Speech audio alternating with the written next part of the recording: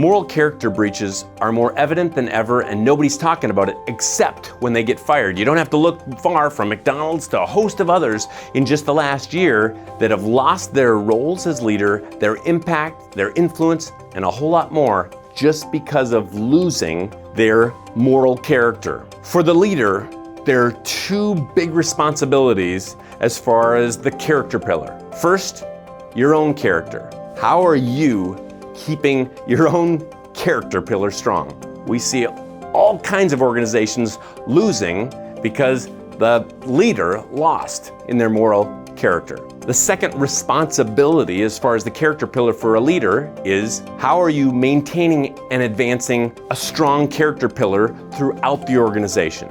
Here are 7 steps for building an organization of high character.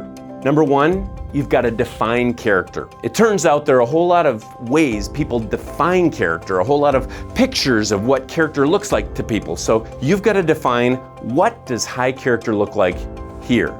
Number 2, you've got to communicate that definition across the organization, and you have to do it often.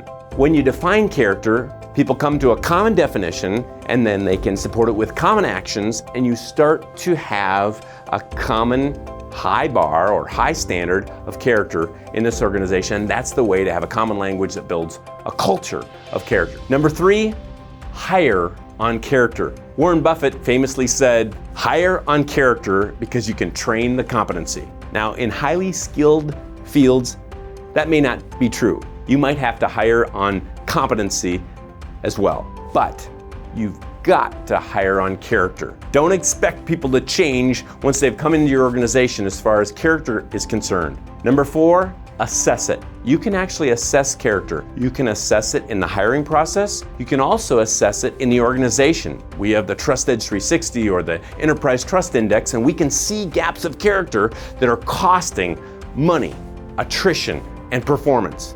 Number 5, reward high character. In one of the organizations we work with, they give out pillar awards, and the greatest pillar award is the character award. When they notice high character, they reward it. Of course, when you reward behavior, you tend to get more of that behavior. Number 6, discipline it. I see too many organizations where they have lazy leaders that know there's poor character, but they're unwilling to discipline that lack of character. And that just breeds more frustration and lack of that character they in fact want. You've got to be willing to deal with a lack of character. Finally, systemize it. Look at your systems. Are there any ways you're systemized against the very character you want to have? Certain governments and countries we work with, the bribery in that organization or in that country is systemized against the character they want to have. In many organizations, the sales incentives are systemized against the very character they say they want to have in an organization. So check your systems and make sure you're systemized toward the character you in fact say you want to have. Implement these 7 steps and you have a chance at increasing the character in an organization. And of course that leads to increased trust. If you like that, subscribe to our YouTube channel or go to trustedge.com for more free resources and tools.